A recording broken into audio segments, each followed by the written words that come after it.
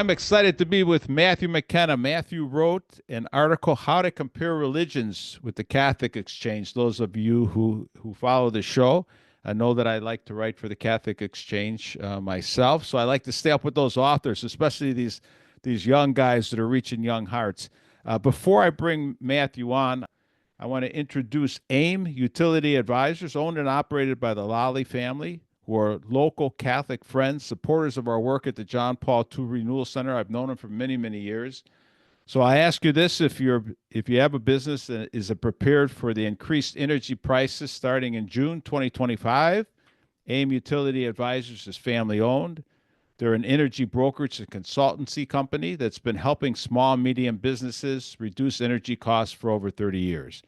AIM will put together a straightforward savings plan tailored to your business needs. When I was in business for myself, I always used an energy brokerage company. AIM operates without a quota, so you can request a no-pressure cost analysis to their website. It's free. Go to aimenergygroup.com. That's AIM, A-I-M, energygroup.com. See the show notes for my friend TJ Lally's direct phone number. I'll have a link in there for their website. And be sure to tell them that Jack said hello. Matthew, it's so good to be with you, brother. Thank you for having me on. It's good to be here too. Yeah, so we were just talking before we came on. Why don't you tell everybody where you're at right now and what you're studying? So I'm a PhD student in theology at Ave Maria University in Florida. I'm about to defend my dissertation in the next couple months, and that is explaining why only men can be priests Mm. based on, well, what masculinity is. So basically, I'm writing about the priesthood and masculinity. Yeah, and I got, everybody knows that we launched Claymore for young people. I was just telling Matthew about it before we came on, so I have to have him back to talk about what he calls the masculine genius and the priesthood. Very, very exciting, very, very exciting time. And Matthew, the same thing with today's topic, though. When we're speaking to young people, old people, everybody, it's a confusing time, and you wrote this article, How to Compare Religions. It's really showing that Christianity is different, and you did so by visiting one of my favorite friends of all time, who is G.K. Chesterton. For people that aren't familiar with G.K. Chesterton, he's kind of a one of a kind guy too. I mean, an incredible way that he expresses himself, the thoughts that he has. He only had a high school education at G.K. Chesterton, but a mind was just all over the place. Amazing. So, Matthew, how did you end up writing the article? And of course, tell us a little bit more about your background because they'll know why you're also enamored with G.K. Chesterton. My love for Chesterton began quite unexpectedly. I was told by my boss, the head of my theology department that I work for and teach in, you're going to teach a class on Chesterton in the spring. And I was like, well, I read Orthodoxy once in my Yeah. life. And I read Yes. Everlasting Man once in my life. Do I remember what they're about? Not really. Let me go back and read. And so that I just prepare to teach a class. I dived in and started reading. I think I read Orthodoxy about a dozen times Mm. in the like 3 months leading up to the spring semester, so I could teach it well, and like a ton of our books about him. And I just absolutely fell in love. Like that fundamentally changed my outlook on life and fundamentally changed my theology, my philosophy. Just totally fell in love with Chesterton, his way of thinking. I think it's extremely practical, extremely useful, extremely timely. Like, he was writing 100 years ago, an absolute prophet. Like he foresaw the Nazis coming to power and almost Isn't everything that they were something? going to do. Hitler's hatred for the Jews, he foresaw it all. And then, of course, he died before World War II ever started in like 36 or 37. He died, something like that. But he foresaw everything. He was a great prophet, a total master of the Catholic tradition. Like you said, he only had a high school diploma, but he read everything. He was just a vicious reader, read everything. It seems to have kind of had a deep understanding of everything he read too. If you read some of his books, why he doesn't in the time he was writing the mode wasn't to constantly mention your sources and mention, oh, by the way, Mm. I'm responding to this person. Oh, by the way, I learned from this person. The mode wasn't to give citations, but you can see he's involved, like referencing everybody ever: Aristotle, Plato, Thomas, Descartes, Kant, Nietzsche. He mentions Nietzsche by name sometime, but he's thinking and engaging with everybody. So when you read something like Orthodoxy, you're engaging with the entire intellectual tradition of the West in 200 pages. Wow, that's a great way to sum that up. I never really thought of it that way, but you're exactly right. Hmm. That is, huh? How did he get all that, Matthew, Yeah, into that just brain, right? just With by reading. Yeah, a high school education. yeah, But yeah, he must have been a ferocious reader, huh? yeah, yeah. So I love Chesterton. Got into Chesterton tremendously, and ever since then, I've taught the class multiple times now. And Chesterton comes up in everything I do. My students are always hearing me talk about Chesterton, and everything I write, Chesterton shows up somewhere probably. And so what he has the kind of the point of the bigger book, his magnum opus, his great work, Everlasting Man, which is also like the only book he really thoroughly edited. Orthodoxy, he didn't really edit. He just wrote it and sent it off and published it. But the Mm, one book he really worked on for a longer period of time and thought through a really, really deep layer and like edited is Everlasting Man. That's like his main work, so to speak. And the point of Everlasting Man is to show, well, Christianity is the one true faith. The Catholicism was one true faith. And so in the process of that, he gives a method for how we can compare religions, compare belief systems. And I think that's just incredibly useful for us today when there are so many ideologies and things being out to us as live options. And there's so much yeah. discussion of what's the true faith, where's the truth to be found? Is it in Orthodoxy? Is it in Catholicism, Protestantism, Islam? I had a friend who grew up a Protestant, went to Iraq as a soldier, converted to Islam, then came back to America as an a Muslim, then eventually became Orthodox, like a Greek Orthodox Christian, Mm. and then eventually went back to Protestantism. So just all over the place, people are just there's Yeah, so many you know, options out there. I'm surprised he could go back to and look at evangelicals and Protestants listening to this show.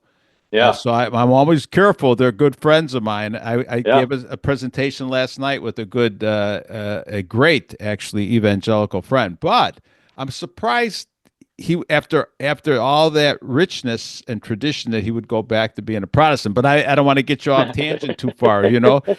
because usually it goes the other way once you're immersed in that. But hey, to each his own. But you make some really interesting points here. And you said his main argument comes in two steps. First, he compares mankind to all other animals and finds that mankind is radically different. So that's number one. We want to explore just at least briefly here. And the second, Chesterton compares Christ to all other men, and he finds that Christ is radically unique among all religious founders. So, this is a confusing time in the church. We get Yep. some crazy ideas all the way at the Vatican, all the way through. So this is a great time to be talking about it. So why don't you I go have no through idea those? what we're talking about. Yeah, I have no I idea. don't want to put you on the line. I don't even want you to comment. I don't think until you're done with your dissertation, and nobody's going to pick on you there. But how about the first one? Should we hit that at least Yeah, briefly? yeah. How's mankind? If you want to sum it up for people, a couple of things we have that the animals don't have. And sometimes the reason I say this, Matthew, and I want to take a couple minutes, is because a lot of the times the young people don't really think about this, right? Hmm. They've been Yeah. told, "Hey, we're all just a bunch of biology," and blah blah blah. And if it doesn't take you much to sit in a forest preserve and find out that, hey, we're a little different than the rest of the creatures, right? Yeah. So Chesterton divides the work of the Everlasting Man into two parts, part one and part two. And part one is about the uniqueness of man among the animals, and part two about the uniqueness of Christ among men. Part one is bigger. Part one is It bigger. is. Oh, There's you know eight what? I forgot about that. I forgot yeah. about that. Yeah, Yeah. there's eight chapters in part one and six in part Mm, two. okay. Because a big error of our time is first of all, like, yeah, materialism. Are we just animals? Are we just fancy Mhm. monkeys? A lot of people, that seems to be like the implicit assumed position of most people. We're just a bunch of animals.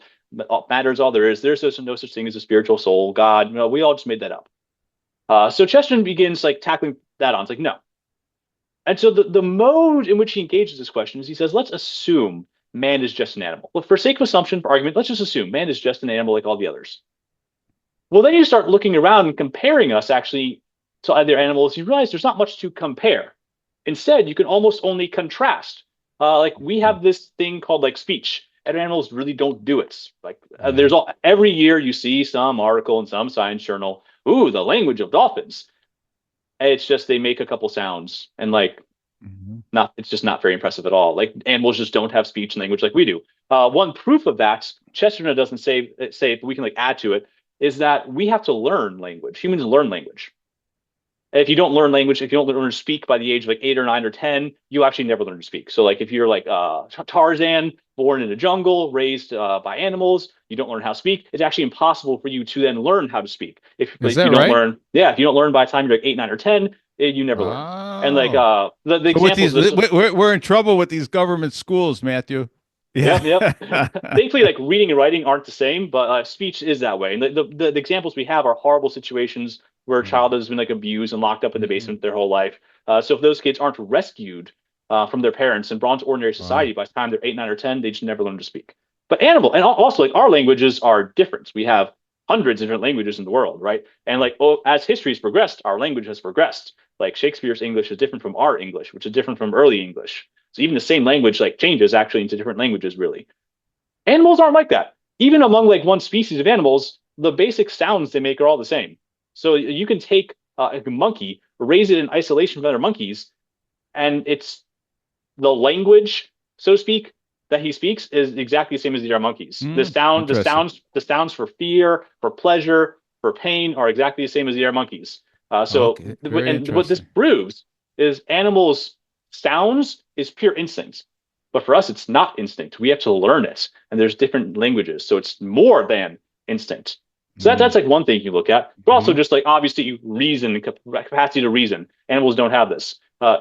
Every like you might see a monkey use a stick as a tool. I'm not impressed. Like you might occasionally see like one in 1,000 monkeys You're use a not stick as a easily tool. impressed, are you, Matthew? Huh? You're not easily. No. That's just not reason, you know. But when you think about reason, I think this is what we see these young guys, these young Hmm. Gen Z guys, because reason is always seeking the truth. What is the truth of things? Yeah. And this is, don't you think, Matthew, that this is dawning on these young guys? Something's wrong, and Oh, it somebody's is. lying to me.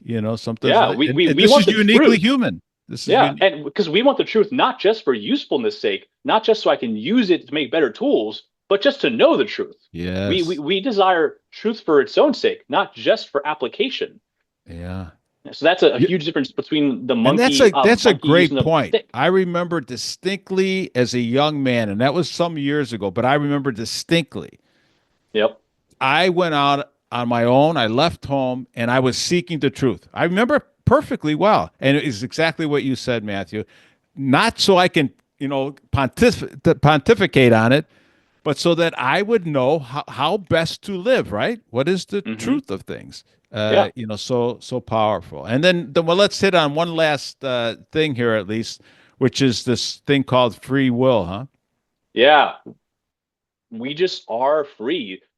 No matter how many arguments some materialist scientist puts up against free will to say, no, no, the atoms in your brain, the chemicals, we all find them extremely unsatisfying Mm. because our own experience of freedom.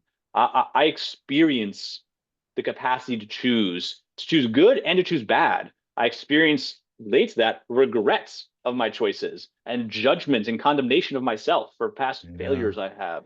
I yeah. experienced free will. Animals don't seem to have such a thing like that. And part of my free will, then, that Chesterton points to, is the choice to worship religion, Mm. the judgment that I should worship something. The idea of religion is radically unpractical, actually. Like, it doesn't really help us in this life chiefly. The point of religion is not to live a good life now. The point of religion is to honor the deity, to honor the supernatural. You kill your cow to honor God. That doesn't necessarily help you. Some forms of bad religion, like the classic air of natural religion, is always going to be I kill cow and this convinces God to bring the rain. And like Mm. even like Plato and Aristotle are like, this is stupid. We shouldn't be trying to control God with our cows, with our sacrifices and our prayers. God is God. We are not. We serve him. We don't control him. That's a common error in all religion. Yeah. So And the I don't know if religious instinct of man is radically unique among the animals. We're the it only is ones. unique. Yeah. Yeah, well, all men, Chesterton points out, feel this religious instinct. We want to worship. We want to bow down and kneel before God. Animals don't have anything resembling that at all. Yeah, and I think we should just dwell on that for a second before we go too fast with that. That there is something that's touching us to move us, right? To transcend, of course, what we would call sin and death, right? We want to Yeah. transcend that somehow. We know something's not quite right, and something's reaching our heart. This is a big problem, I think, with obviously with the technology today, right? Because it spends all the time with this noise and distracting us. The natural man, let's call it, without all the distractions, has a natural inclination when he's sitting in silence to say, "There's got to be something more." You feel this movement, right? I mean, the Hmm. ancients you mentioned, Yeah. they would call this often eros, huh?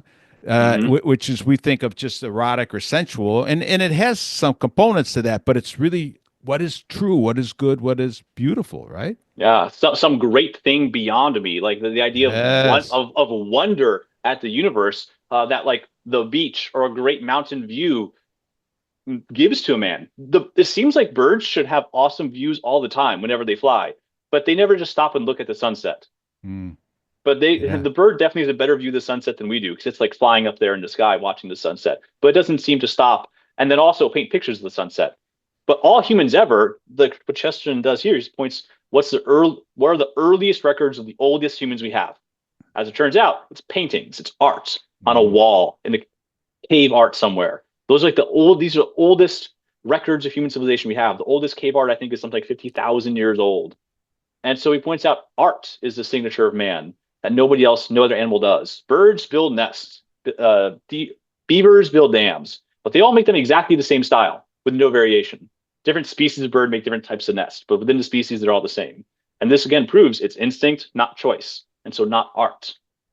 Yeah, it's amazing. I remember Chesterton saying, and don't quote me exactly, but he said every time that you discover a prehistoric man, he's already civilized. Yeah, he's You already know, doing art and drawing pictures of things. clay, pottery, all those things that we're finding already, right? So Yeah. we know mankind is different than the animals, and that we're unique, and Hmm. it's unique, right? That somehow we're created different, and it's Yeah. not changing. When I was a kid, Matthew, it was that missing link, right? It was evolution. It was a missing link. And the more we find out about it, the more that link is getting bigger and bigger and bigger, right? Yeah. Yeah. It's been refuted really at this Yeah. point. So And in let's. every way, we're just so different. We're the only ones that are naked. We're Mm, so weak. We're actually, as animals, we're quite bad animals, right? The reason we can survive is because of our reason, which is yeah. again unique and Yeah. different from all the others. Really, without your reason, without being able to make weapons, we're pretty defenseless against almost all the big predators, you Yeah, know? yeah. Even taking Yeah. down a deer would be killing a simple deer. White-tailed deer would be hard without a weapon. Yeah. Yeah, it would. Well, let's we put that out there, and I think it's important for young people, all of us again, just to sit out, go out and sit in the forest. Just your neighborhood forest preserve. You don't have to go on vacation someplace and just sit in silence, and you'll experience, I think, everything that we're talking about here. It's Hmm. so very real. And then once we do that, he starts to compare now. Okay, we have this movement, right, of the heart. We're looking for something more. And then Matthew gets into your second part of this thing, and Chesterton's second part, when he compares Christ to all other men. Let's get into that because that's really fascinating, and the way that you caught up on breaking that down too with him into those four categories. It was really beautiful. Yeah. So the second part of Everlasting Man is, of course, well, Christianity. It's going to be Christianity, and so therefore we have to look at Christ. So Chesterton, before he directly looks at Christ, he gives us a fourfold distinction or classification of different types of religions. So instead of like naming every religion and all their doctrines or whatever things, he said there's four types. There's four like species of religion or genuses of religion, so to speak. First, we have monotheism. He this classification, this division, he says, is a psychological division, which means it's a division how this type of religion affects the person, what it reveals about Mm, their outlook on life, what it reveals what type of person, what their temperament is. It's not exactly the four temperaments, but that type of thing. So first we have monotheism, where the idea is God is holy, as in other. God is transcendent. He's really far out there. He's really, really different from us. God's not like us. He's really far away. He's really, really powerful and really, really awesome. Now, in a state of original sin, in a fallen world, it's hard to know much about Mhm. the one true God because we're fallen, because we have darkness of intellect and weakness of will. And so it's hard for us to know anything about God except that he exists. And so what do? Well, the pious thing to do, instead of saying wrong things about the one holy true God who is so far beyond us, is we don't really say anything at all. And so Chesterton points out that monotheism was probably the earliest belief because, well, the earliest humans actually, like Adam and Eve, were like knew God, and their kids were told about God. So monotheism was like the first belief. But he Mm. points out in a fallen world, the pious thing to do is kind of to forget God. Because if you try and say anything about him, you're going to say something wrong. And so monotheism kind of deteriorates in a fallen world, like where original sin abounds. Monotheism kind of deteriorates into polytheism. He calls this just basically paganism. Paganism, he says, is the second type of religion. And in paganism, because we know we don't know about God, we're aware of our ignorance about God, but we know there must be a creator of all this thing, everything we see around us. So there's Mhm. creators. We observe providence. We know there's a natural law. There, right is right and wrong is wrong. Certain things are right, certain things are wrong. And if you read the ancients carefully, you always find some kind of reference to the moral order from the heavens, the moral order from gods. Like Cicero is especially big on this and very, very clear about this. For Mm. also you see in some of the Greek plays and Plato sometimes too. And so, but we know we don't know anything. We're aware of our ignorance. So what do? Well, in order to satisfy our religious instincts, we kind of make stuff up. We tell stories. We have myths. We tell stories about what God might be like. So Chesterton says paganism is mythic, and it's not a description of what is, but a description of what could be or what might be. We almost fantasize about what could be, how great God could be, and we tell stories about that. And over time, the stories get kind of deteriorate themselves and get less noble and less true. And But the worst, it's really interesting though. Again, just there has to be a moral code, right? I mean, yeah, somehow we realize that it can't just be chaos. yeah, That you look around the universe and you say, "Wow, there's an order to the world, right? yeah, There's an order to this." And now I have to live with an order too in my own heart and in a culture. hmm, You have to live with it. And yeah, this, Matthew, I just want to stop here for a second because again, when we're speaking to young people, hmm, is we live in this age of moral relativism, right? I mean, 90% of the young people surveyed today, whether they really understand what they're saying or not, but 90% would say they're moral relativists. But you can't live like hmm, that. They don't yeah. really analyze this. So They what don't you're really. They're saying, not really like yeah, they say they're moral relativist, but yeah, that seems to be a defense against moral norms which they find yes, oppressive. So like when somebody says, "Hey, you shouldn't sleep which with your they're told boyfriend are girlfriend," oppressive. I don't yeah, know which if they they're told actually are oppressive. Yeah, understand it yeah, or not. Yeah, yeah. but So like when yes, the young man who like enjoys sleeping with his girlfriend, when somebody says, "Actually, that's bad. That's wrong. You shouldn't do that," they say, "Well, I'm a moral relativist. That's your opinion. That's not mine." But of right, course, that young man knows that if somebody else like touched his girlfriend, he'd be angry, and he would say yeah, what they did was wrong. If yeah, somebody else forced themselves upon his girl, they'd say that was wrong. You should pay because that was wrong, no matter what you think about it. So we yeah. actually everybody believes in some moral, like absolute moral norm. So like yeah, moral relativism isn't really possible. And this is C.S. Lewis's point in Abolition of Man. You can't actually live as a moral relativist. Yes, it's true. But so in the pagan mythologies, they're look at they're all over the board, right? But a lot of them taught these values of life and virtues Mm-hmm. and heroism and courage and all these things, these manly things that you were talking about. Yeah. What does it mean to be a man? These Mm-hmm. things, we might have made them up, but a lot of them were good stories, weren't they, Matthew? Yeah, yeah, they were not like terrible stories. We're imagining good stories Mm, at first, at least at first, like good stories, yeah. the Iliad, the Odyssey, like stories of heroism. Well, there's some good thing here. This goodness must come from God in some way. Yeah, but of course there's some problems, and I think you mentioned it here, right? The mystic religions are not complete. Yeah. Neither do they attempt to satisfy the whole person. This is really important. Hmm. When I was studying even things like even outside of say pagan, like Buddhism, Hmm. Hinduism, that's what I found at the end. Nothing against that. I thought there were some great qualities there, but at the end they just left me like, man, it's just like not enough, There's got to be Yeah. another step, so that degree of not this completeness, right? There's just I man, there's got to be something more, right? So we go Yeah. on, don't we? Yeah. And Yeah, we do. and then you mention witchcraft, and I love the way it starts out in your article, just a sentence. Witchcraft is essentially a bid for power. It's Hmm. true, isn't it, when you really think about that? Yeah. So yeah, this is Chesterton's third like type of religion. You can have a witchcraft religion, which recognizes there are divine realities out there. There are supernatural powers, forces, beings out Mm, there. They're powerful. Like by definition, supernatural. They have more power than us. If and the point is, if you make a deal with the devil keeps his promises. Kind of. Like you can sell your soul and you will get rich from it. If you make a deal with the devil, we'll sacrifice babies to you if you give us victory in battle. mm, The devil's very happy to make you victorious in battle if you do all sorts of horrible things to it. Like the end result, of course, is he takes your soul. You do horrible yeah. things, he takes your soul, but he's very happy to make you rich and powerful and famous in this life. And of course, he can. Like Christianity, especially New Testament, is very clear. The earth belongs to Satan. When Satan offers everything to Christ, says like, "I will give you these things." Christ says, "They're not yours to give." He's well, no, you should only worship God. So I'm only going to worship God. But he doesn't deny that Satan does have the power over the earth.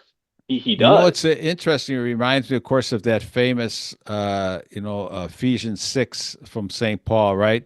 You're not dealing with just flesh and blood. You're dealing with the powers and the principalities. Matthew, I'm going to just dwell on this again because you're saying so many good things, and I don't want people to go over this quick.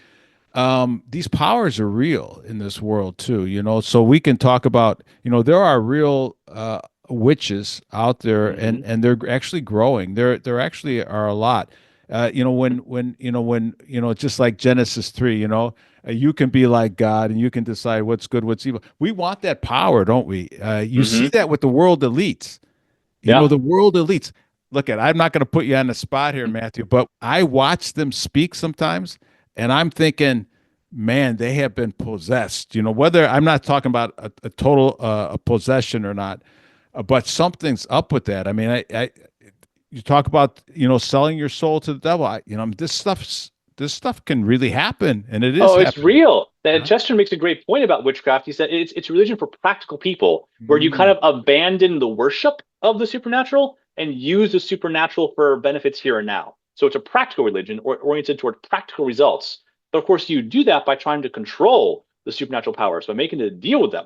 And he says this requires sophistication or mm, civilization, intelligence. He kind of said, so Chesterton kind of flips. We have this idea from I don't know where, but some kind of false idea from modern universities, but that witchcraft is a thing of savages. The savages or the uneducated, the dumb idiots of the past, the unsophisticated, uneducated savages, uncivilized people did witchcraft and like human sacrifice and cannibalism. And Chesterton flips that, says, no, no, no. In order to make a deal with the devil, you have to kind of be smart. mm, You have to have a level of intelligence. So witchcraft type religion, trying to make deals with the devil, you need education in some sense. You need to be like a rather advanced civilization. This isn't the earliest civilizations, like the man in the state of nature, as Rousseau might put it, but actually, this is only possible for some kind of high level of civilization. And he points out historically, well, like the Mayans, tons of human sacrifice. That's witchcraft. Uh, the Babylonians, similar things. Carthage, he has a whole chapter on Carthage and the Punic Wars of Carthage and Rome mm, as the witchcraft religions versus the pagan religions that didn't practice witchcraft. Rome did not practice human sacrifice and such things. They told their stories and offered sacrifices, but not human sacrifices. But Carthage did a ton of human sacrifice, mm. actually. We always forget that.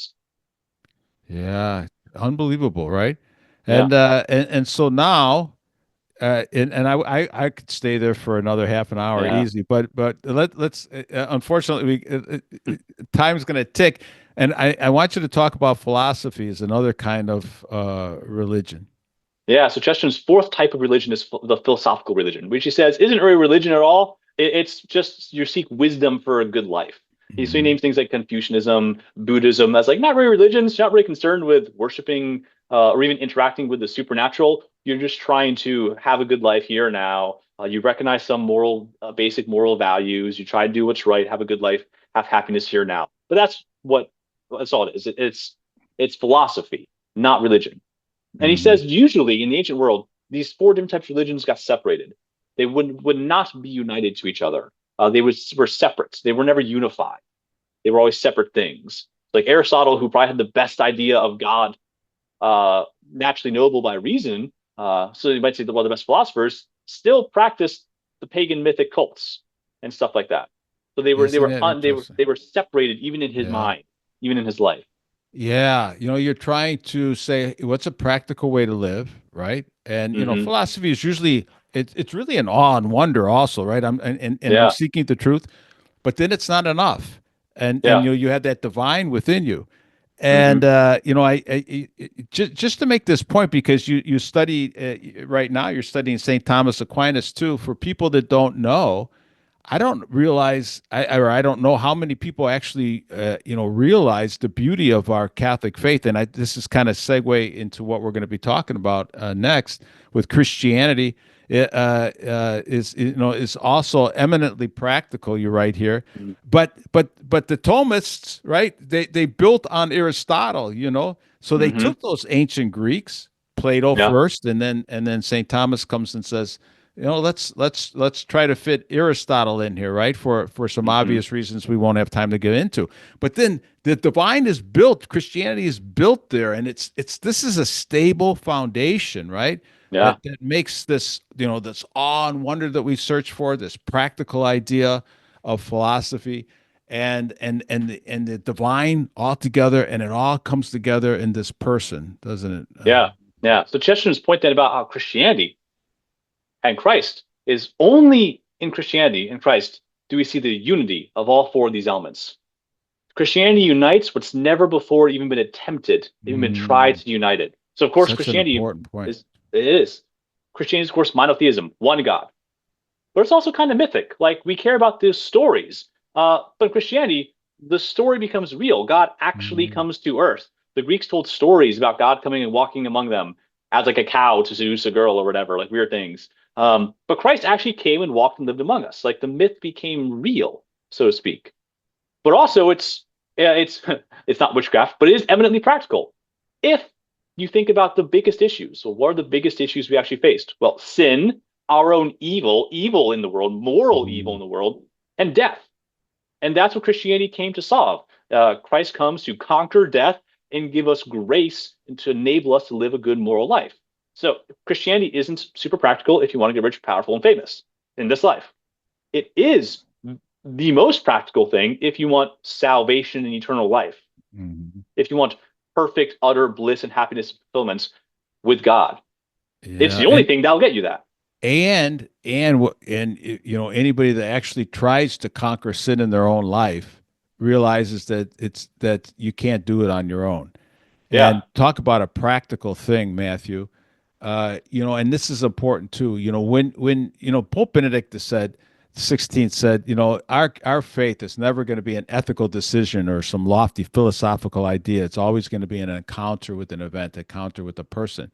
And that Hmm. encounter will give you a new horizon and a Yeah. decisive direction for your life. And so this is important.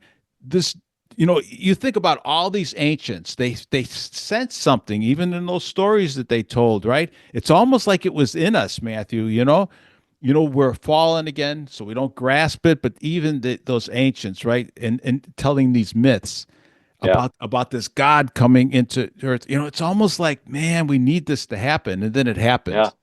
Yeah. And it changes everything, doesn't it? But my Yeah. point being, you can encounter this person, Hmm. and so that's the power of the story here. That's the power. Yeah. Yeah. You can encounter him and then your life can be changed. Like these things can be united for you. Your desire, 'cause he says like all these things are united in the person.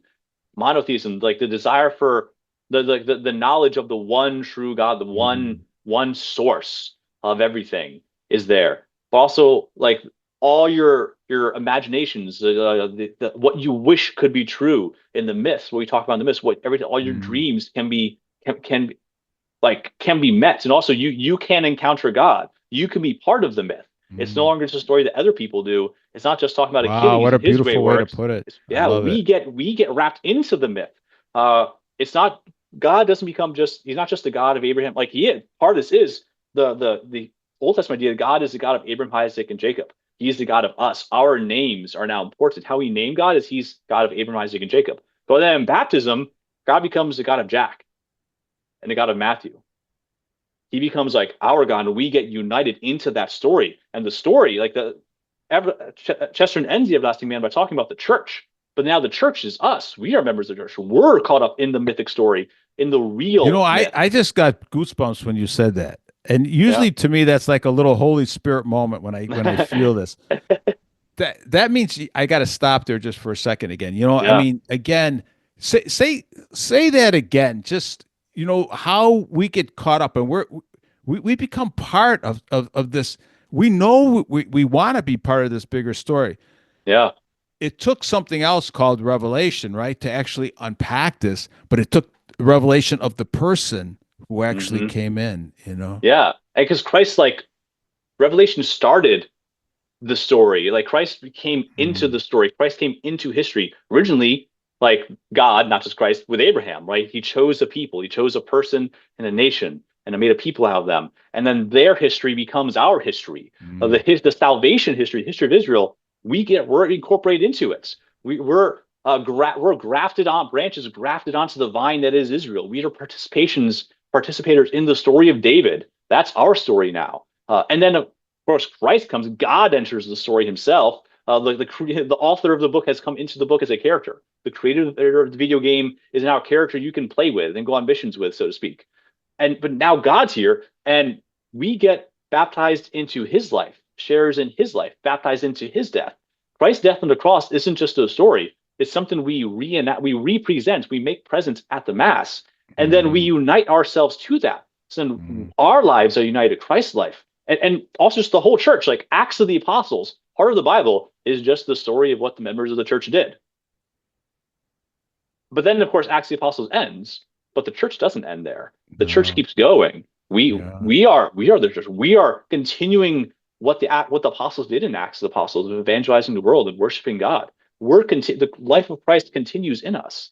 You know what you just did so wonderfully. I mean, really beautifully is, and this is probably Chesterton's point, but I think you did it even clearer in my mind. We have this desire for everything that you said. Yeah. Everything that you said, we have this desire. This is really important. When Hmm. those young men, again, this Gen Z men, are waking up and saying something's wrong, that's what Yeah. everybody was saying. That's what we're saying here. Yeah. And It's we not all want to be quite part there. of something bigger. We all want to be part of Yes. a bigger story. Whoever your hero is, probably most of us can't be on Tom Brady's team. Mm, Only 10 of us can play with Tom Brady at a time. If like I'm not a football athlete, but if I was, like my greatest dream might have been I want to play with Tom Brady. yeah. Very few of us actually get to do that. Yeah. Very few of us get to storm the beaches of Normandy with Patton, or Patton wasn't at Normandy. But very few of us get to serve under these heroic generals. Very few of us get to fight alongside Achilles, or America's great most decorated warrior. Oh gosh, what's his name?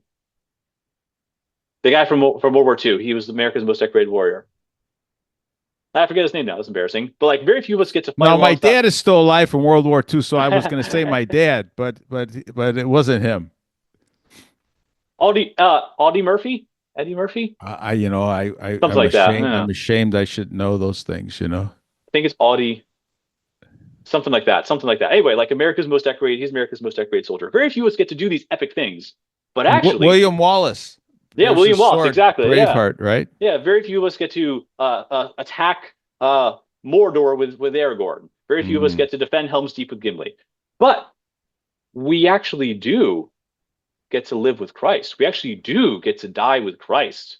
We actually do get to evangelize with the church. We do get to be characters in the story mhm, of Christ. We get to be involved with this great captain and savior and king, Jesus Christ. We get to be his servants and his brothers. We get to call his father father. He came and made his father to be our father and his mother to be our mother. So we get to mhm. be brothers with the humanity of Christ. And so sons in the son of the Father. We get incorporated into this story. And itself. Matthew, I wrote an article, boy, it was probably a couple of years ago. It might have been in the Catholic Exchange, and I quoted Chesterton in there when because we're looking for heroes, Hmm. and it reminds me, the power that you're describing is rising us up to the point where I am the hero, in my own story as a father, as a husband, as those people. And I don't I don't say I'm the hero, but I see the Hmm. way my kids or my grandkids now look at me. And if you rise up with Christ, you give them a model, even in our fallen nature. And I'm very, very fallen, right? And far from perfect. And they don't expect me to be perfect, but they Yeah. still say, "Hey, if we need something or somebody's on our case, we know we can go to grandpa or dad or whatever, right?" Yeah. And we all become that hero if we take on Christ, if we live as great friends, good husbands, whatever that is, whatever that role, a good priest, a great priest, a bishop, you become the hero of your own story. Whether people know it or not, they don't see it or not, right? You sometimes you climb pretty quietly on the cross yourself, but you become a hero in the story, and I think we all want that, don't we? We all, as Hmm. men. I mean, who wants to Yeah. look back at your life, Matthew, when you're 85 years old, sitting on a rocking chair, sipping lemonade, thinking about all the things you could have, should have, would have, did, right? Yeah. Nobody Yeah. wants Sounds that. horrible. It does sound horrible, Yeah. but that's where we're going if we're Yeah. not careful, Yeah. right? And Yeah. look at how look, I'm from Chicago. 80% of those young boys in the minority homes are growing up without fathers. Hmm. You think about the effect that has on the absent fathers and Yeah. also on those sons, right? They say Yeah. most of the men in prison, it's like a holding pen for children without fathers, Yeah. Yeah. boys Like without it's like, fathers. it's like 80% of people of men in prison didn't have a father at home, something like that. Yeah. Right? So we Yeah. need those. My point being, and your point, right? We need to be the heroes in our own stories. And Yeah. so I never finished my Chesterton thing. So Chesterton was asked the famous question, what's wrong with Christianity? And he said, I am. Yeah. I think in the article I said something like, I think if GK was around today, he would say the same thing. He would reply, what's Oh yeah. wrong with this culture? What's wrong with what we see? I am.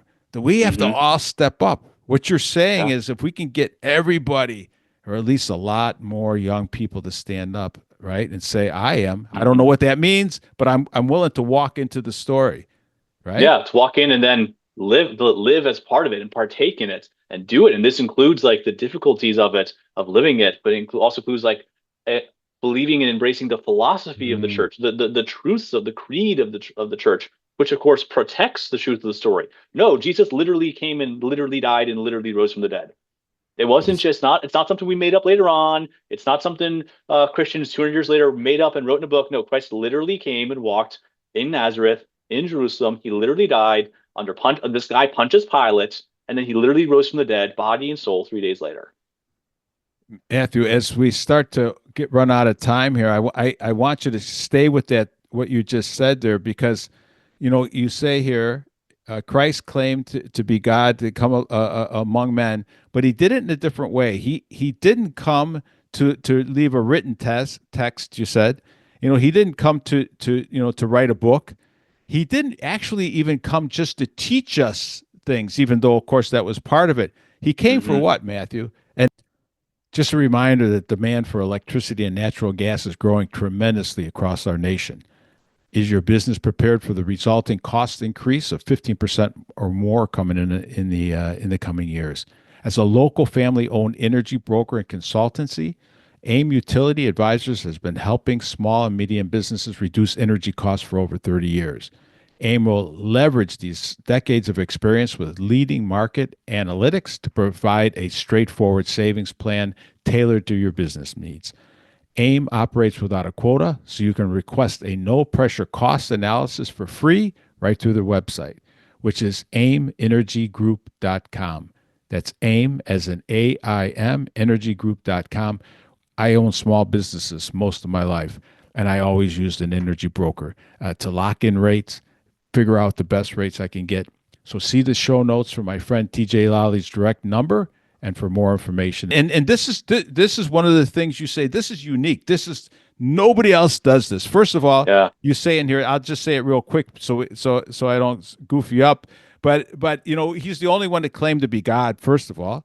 And people don't realize that. The Buddha, you say in here, Abraham, Muhammad, Confucius, they didn't say they were God, did they? So he says, I'm God. And then he comes into the story, but he comes in for a purpose that kind of blows your mind, doesn't it? Yeah. This is Chesterton's point that the founder of the religions, Christ, is radically unique and unlike all their founders of religion. But that he exactly said he claims to be God. And also, he doesn't come to teach. Abraham, what was Abraham's like mission or task? Have children, have descendants, as numerous as the stars. So what he did, he had Isaac. Uh, Confucius taught, Buddha taught different things, philosophy or enlightenment.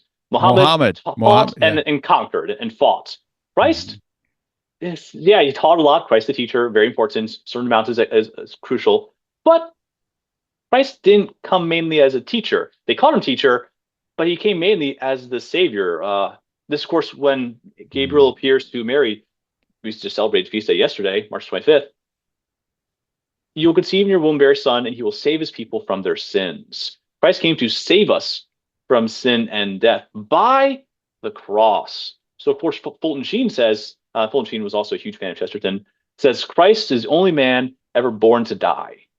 Christ came to Mhm. die. His mission, 3 years long, not very impressive. Like the lives and careers of all the religious founders were a lot longer than that. Christ was his mission, his public ministry, 3 years, and aimed at the cross. He comes to the cross. He predicts his own death and resurrection and then does it and says on the cross, it is finished. This is what he came to do. He didn't come to just to teach us moral truths. He wasn't just a moral teacher. He came to die and save us from our sins and then overcome death in his resurrection so that we could also overcome death in his resurrection as well.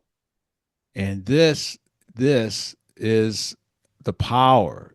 Jesus didn't come to Mm-hmm. manage our sins. He came with Mm-hmm. power. And this is what we can encounter that power. And the only way you're going to encounter that power, Matthew, and this is so important for young guys, right? Why should I believe in this guy, this Jesus Christ? Because he came with power. If you get down on your knees and you really ask, right? Matthew Mm-hmm. 7:7, huh? Ask, ask, seek, and knock, huh? Yeah. If you do that, he's not gonna. Look, he's not a vending machine. He's not gonna just spit out the candy for you. It may take a while. It may take because Jesus says, "Hey, Matthew, I want your heart, but I want your Mm-hmm. effort too." Right? In order to Yeah. get your heart, you got to put some skin in the game too. But I will give you the grace, right, to complete that game. And this is something we can encounter. So it's not just like boom, it's over here on the shelf. This is that power of the cross that you're talking about, Matthew. We can experience it. We can. The cross is the way Christ overcomes death. He could have done it other ways, but the way he did it was to die. And the resurrection is like the proof. He says this the apostle the Jews asked him for a sign. He says, well, destroy this temple in 3 days, I will raise it up. And then he does. And it actually happened. And the proof is the historical proof of the resurrection is that the apostles preached the resurrection at Pentecost, 50 days like after the ascension. So something like less than a couple months after the resurrection happened. They preached the resurrection. They said, "Hey, Christ rose from the dead in Jerusalem." Jerusalem was not. It's not like a modern city. It was really small, a couple hundred yards across. Everybody there could walk over to the tomb and see the empty tomb. Mhm. So, Is like, that right? I that's didn't even yeah, realize that. yeah, because ancient Jerusalem is something. The diameter is something like 500 yards. It's not very long. It takes a couple minutes to walk that far. Now, of course, Isn't like that it's a wild? crisscrossy streets, busy streets, so it takes longer to go through the city. But like the ancient cities, especially Jerusalem, because the whole city was walled in, and so because you want to have a walled-in city, and it's really hard to build walls and build rocks and stuff, so you have a smaller city, right? Yeah. And so that's why like you sit at the gates of the city to do things because you don't have these big so ancient cities were smaller, especially Jerusalem was a small city. Everybody could just walk over in a couple minutes or like in an afternoon to go look at the tomb. So you Is couldn't that right? I never yeah, really thought about that. I yeah. don't So know why. you could possibly preach the resurrection of Christ like a couple months after it happened if he wasn't actually risen, if the tomb wasn't actually empty. And the Mhm. Jew the Roman soldiers who were the guards of the tomb were also there. They were still in Jerusalem at this time. So you could also go over, talk to the Roman soldiers, see them at the Mhm. tavern or something, and talk to them Mhm. over a beer. So like And They were those and preaching. St. Paul, when he was talking about those 500 witnesses, that some of them were Yeah, gone then at that yeah, time, but they were still walking around there too, right? yeah, They yeah, could tell you too. Isn't yeah. that The crazy, resurrection huh? resurrection was like a provable fact back then because you could go look at the tomb very easily. So this is so great, Matthew. But we're gonna sum it up, brother. I got you Hmm. overtime already here. Hey, give us a short summary. I've got your article here in front of me. It's summed up really well. Uh, but why don't you give me give us your last thoughts on this? Put a bow on this for us. I mean, I know there's a few things you could probably say, but Yeah, so like we're at a time where there's so many ideas available. Any one of us could study any religion we wanted to with the internet. There's so much information. So we need to understand how we can compare and figure out which one's true, what's the true faith, where do I actually find salvation? When you try to compare Christianity to other faiths, you end up not being able to compare much because they're so different. You end up almost only being able to contrast. Christianity alone claims that's founders of God. Christianity alone has the way to overcome, even claims to have the way to overcome sin and death. Christianity alone combines monotheism with a rich philosophy and Trinitarian theology, with the robust ethical system, with also a real historical story, was the vigor that comes with myth and story because it's a myth come true. So Christianity alone does all these things. It's so unique among other faiths. That uniqueness itself is a big argument in support of its reality. whoa. Honest to goodness, Matthew, that was awesome, brother. I'm gonna definitely canvas. You know, the beauty of podcasts is Mm-hmm. they can go up on your shelf and you Yep. keep pulling them down, huh? Just like Everlasting Man or Orthodoxy, we can keep pulling it down and looking at it. I'm gonna link your article in the show notes. Anything else you want me to put in the show notes? No, no, that's good. All right. Hey, before you leave me, I'm gonna sign off here. Say goodbye to everybody. Thanks for joining us. We appreciate it. Thank you so much, everyone. Just a reminder that demand for electricity and natural gas is growing tremendously across our nation. Is your business prepared for the resulting cost increase of 15% or more coming in the coming years? As a local family-owned energy broker and consultancy, AIM Utility Advisors has been helping small and medium businesses reduce energy costs for over 30 years. AIM will leverage these decades of experience with leading market analytics to provide a straightforward savings plan tailored to your business needs. AIM operates without a quota, so you can request a no-pressure cost analysis for free right through their website, which is aimenergygroup.com. That's AIM as in AIM, energygroup.com.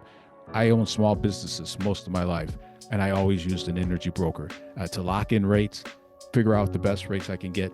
So see the show notes for my friend TJ Lally's direct number and for more information in the show notes.